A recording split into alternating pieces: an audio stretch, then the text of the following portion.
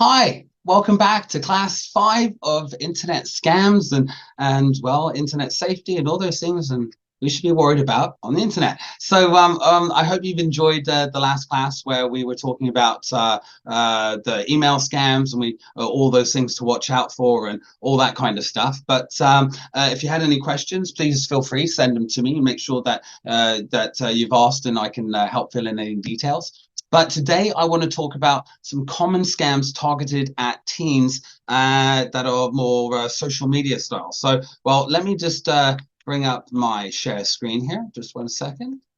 And share screen. And let's go to the, there we go. And hopefully you can see that there. And okay, so, well, today, so social media scams. This is a really prime area for like internet-based scams that are targeted at young people because, well, after all, young people, teenagers and tweens and you know, kind of even older teenagers or grown-ups all are social animals. We're all, you know, especially after the pandemic, right? And after 2020, where we were in lockdown, we all use social media to connect with other friends and family, and it's helped, well, create almost an anxiety, a worry, you know, for a lot of people, you know, after that time, you know, of connecting with your friends and family and not being able to see them, it just made us, you know, worrying that, you know, we've got to do more of that. And scammers took this opportunity, and wow, did they take advantage?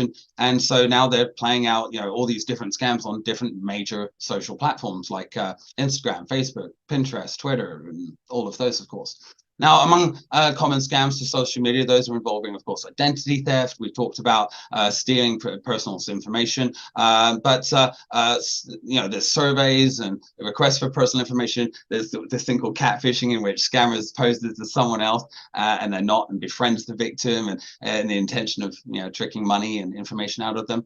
But okay, so well, let's have a look at some of the most really popular social media scams. Now, the first one, fake friends and family. Now, we talked about this in one of the first classes, where the 10 rules of internet safety. You know, be careful who you speak to. You know, anyone could be anyone.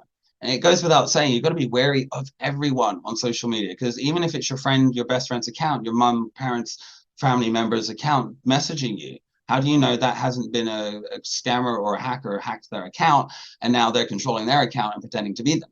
Right? And so, you know, it could be you know, a friend of a friend that's now requesting to be a friend on Facebook or some social media. Or yeah, it's at the end of the day, fraudsters go to a lot of trouble to pose as someone else to hide the fact they're criminals and get information out of you.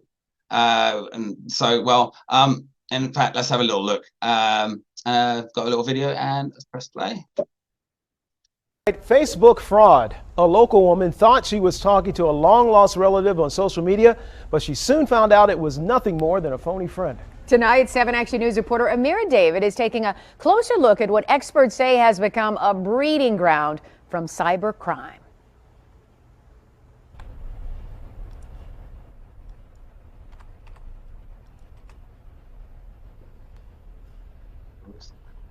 Look at that.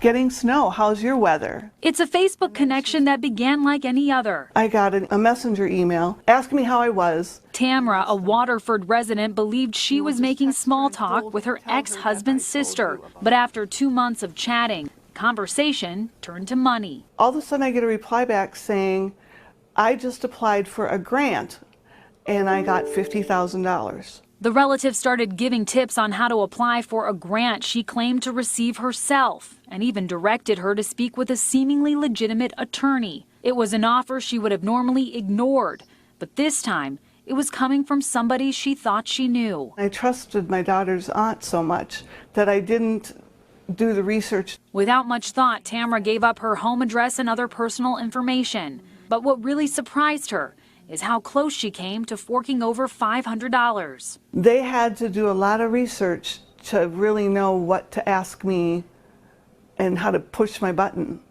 You know, it wasn't financial, it was emotional. As a private investigator and cybersecurity expert, David Skippers knows just how it's done. He says cyber scammers often lean on sites like Ancestry.com. You build this large, what I'll say, social network map, And then you start to go, okay, who am I going to go after next? And the possibilities are endless, from building fake accounts of people who are distantly connected to you to outright cloning somebody that already exists within your own network. They also copy your pictures, your profile pic.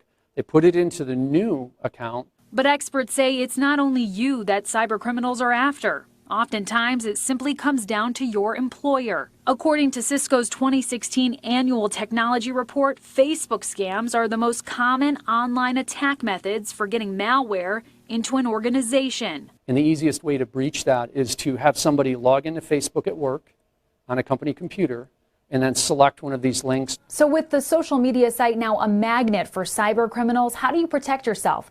Well, you can start by locking down your Facebook privacy settings. And of course, think twice before releasing that personal info. After all, if you wouldn't do it in person, then definitely don't do it online.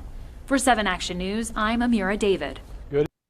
All right. So hopefully that was well, explains exactly what we were talking about. We've even the stuff that how not to get in trouble with that. We talked about that stuff, right? Don't share personal information. Check due diligence and all that. Yeah. Anyway.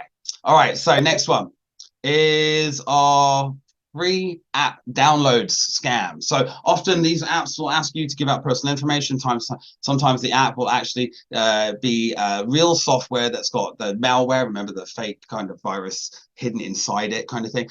Before getting new apps, ask yourself, do you really trust this app? Is it a source that you know and trust? Do you do your research? Avoid it from coming from random websites. Stick to the ones that your phone or is provided, right? But at the end of the day, you got to be really careful, because just because the app is in the Play or Google or Apple Shop store doesn't mean it's safe. In fact, this next little thing shows you exactly what I'm talking about. Hi, my name's Tom, and I'm an app developer. I'd like to make you aware of the dangers of so-called fleeceware apps, which are a special type of scam apps on the Apple App Store and Google Play Store. Fleeceware apps damage the trust in the app stores and steal money from unaware users by tricking them into expensive subscriptions. Here are the most important steps to identify and avoid these apps. Avoid free trial subscriptions. Never start a paid subscription before you get access to the most important app functions, as you're very likely to be scammed. Also, be careful with free trials, which automatically result in an expensive paid subscription if you do not cancel before the 3rd day. Unfortunately, this is a commonly used tactic of scammers to steal your money. There is a high chance that after starting the trial, the app will not work as expected, and you'll forget to cancel the trial. In this case, you'll most likely not receive any support or refund from the developer. Delete apps that flood you with ads. Excessive advertisements are typical for fleeceware apps. If an app shows you a full screen ad every time you touch it, you should delete it immediately, as it's most likely a scam. No honest developer would publish an app just to earn money by drowning users in ads. Don't trust 5-star reviews. Many 5-star ratings are fake. Therefore, always check the app ratings in the App Store or Google Play before buying. Important: sort the reviews by most recent and check if the latest reviews have 1 star and complain about fraud. If so, don't download the app. If you spot an app that forces you to leave a rating or worse, install other apps to unlock upgrades, kick it off your phone and report it to Apple or Google. Such tricks are only used by scammers and forbidden by Apple and Google. Check the developer and his website. Before downloading an app, check the developer and his other apps on the App Store or Google Play. Also, follow the link to their website and privacy policy to find out more about them. If the website looks suspicious, is incomplete, broken, or has a random domain on WordPress.com or Blogspot.com, be careful, as he's most likely a scammer who only wants to steal your money with expensive subscriptions. Check the developer's social media. In addition to the website, check out the developer's social media accounts on YouTube, Facebook, Twitter, and Instagram. If they look suspicious or you see too many complaints in the user comments, don't use the app. Test the developer support. Try the app support before buying upgrades. If the support email address is just a random WordPress or Gmail address, be careful. If the developer does not answer your request at all, do not buy.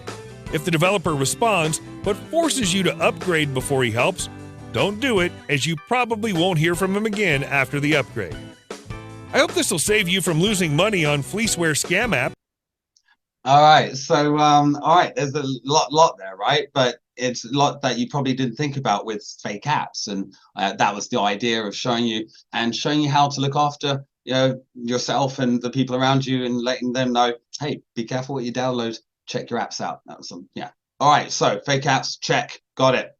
All right, now common social media scams. Now quizzes, these are like asking you to fill in an online questionnaire promising to tell you, what your personality type is, your favorite color, what kind of celebrity you look like, what your, movie name will be. At the end of the day, they are just collecting information on you, collecting your IP address, seeing who your friends are. It's a scammer's way of networking and figuring out who you're connected with.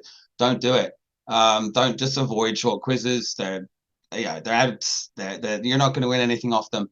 Leave them alone, right? Just don't bother with them. Also, another social one is common social media scam is hidden URLs. And by clicking these shortened URLs, now bit.ly.com or bit.ly or tinyurls.com are websites where you can go to change a URL to make it forward to or go to another website. And this is often used in Twitter because you only have a certain amount of characters or letters to put in a post. And so they want it to be a short email, website address as possible. So so instead of www.jonathanreynolds.com, I could go www.bit.ly.joe.com, for example. I can shorten it using this app. And in fact, as I've got just one more little video here for today, just to show you what not to do regarding this. So here we go. In this video, I'm going to show you a simple trick for finding out what's really behind a bit.ly link. Bit.ly is a great URL shortener for taking really long, complicated URLs for things like Google Slides presentations and putting them into things you can actually spell. But sometimes bit.ly is also used for purposes that are not so good. So let's take a look at how this little trick works. Let's say we've got this URL, which is bit.ly/thwtapril. And remember, bit.ly URLs are case sensitive.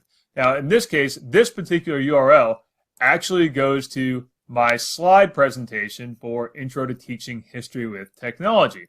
A pretty normal use of bit.ly is taking this long URL here and making sure that it is shortened down to something people can spell and taking them directly to this slideshow. But if you want to find out what's really behind a bit.ly link, you can simply take the URL. My original URL was this bit.ly/thwtapril. I just added a plus symbol to the end of it. So simply typing in the plus at the end will take you to this page. So again, if I just used bit.ly.com/thwtapril, that takes me there. But if I add the plus symbol, it shows me what's behind it. In this case, we see amazingly simple graphic design software, Canva, and the link that goes right here. So it takes you to that original link. So that's how you can find out what's really behind a bit.ly link. Just add that little plus symbol to the end of the link that you're given, and you're going to see the bit.ly page that shows the original link on it. In this video, I'm going to show you how you can find out what's behind a tiny URL without actually clicking on the link. I made a video about how to do this with bit.ly last week, and it was pretty popular, so I thought I'd make a follow-up here for tiny URL. Let's take a look. So I have this long link here that I want to shorten, and I'm going to go to tiny URL and shorten it like I normally would and make that tiny URL. Now, I'm using tiny URL for good purposes here. We can see here I have that shortened URL, and I copy that, and I give it to somebody else, and they want to look at it. So typically, they would just click on that link, and it would automatically redirect them. But sometimes people use tinyURL for purposes that aren't so great, and you want to know what's behind that URL before you actually click on the link. Well, one of the things you can do is to take that link and simply add a plus to the end of it. And when you do that, you'll see that that takes you to the tinyURL page where you can see what the original URL is that's being redirected via tinyURL. And if you like that, you can then proceed to that site. So again, the trick is to simply add a plus to the end of any tinyURL URL. That will take you to the page on tinyURL where that original link was shortened, and you can see if it's something you want to click on or not. Okay, so the bit.ly and the tinyURLs, just to check what they are before you open them, put a plus sign on the end of the URL and it will let you see what it is before opening it. Pretty good tip, right? So hidden URLs. Now, first thing, just check to see if it is shortened, maybe why. Check to see where it's come from, right? What you know, where the emails come from, where the link is sourced from. Also check the link for wording that is, or letters that M looks like an R and an M. It's the A and it's the I with the dot and the I with the slash, the O or the or a zero. It's sometimes it's really hard to see them, right? Also, you can use a link scanner, check a link for phishing from a link scanner before you actually open it. A link scanner is a handy tool that you can get. Also, here's a great website, this DMARC's phishing URL checker. If you go to that website, you put in the website address that you're worried about, it will check it for you, and it's amazing. So there's the website for you. I put the link there. And these tools will do all those checks, and they're great at making sure you don't end up somewhere you don't want to be. And of course, we talked about this in the internet safety rules, but keep your antivirus up to date. Make sure that it's, on auto, and make sure that it's, being used. Because if it's not, or you got some, outdated version, it's not doing any good, is it? So, guys, that brings us to today's class. I hope you've enjoyed going over the scams that we've gone through, and in the next one we'll be talking about, well, loads more scams. But go tell your grown-ups, make sure that you can protect yourself as much as possible, well, I look forward to hearing from you. Have a great day. Bye.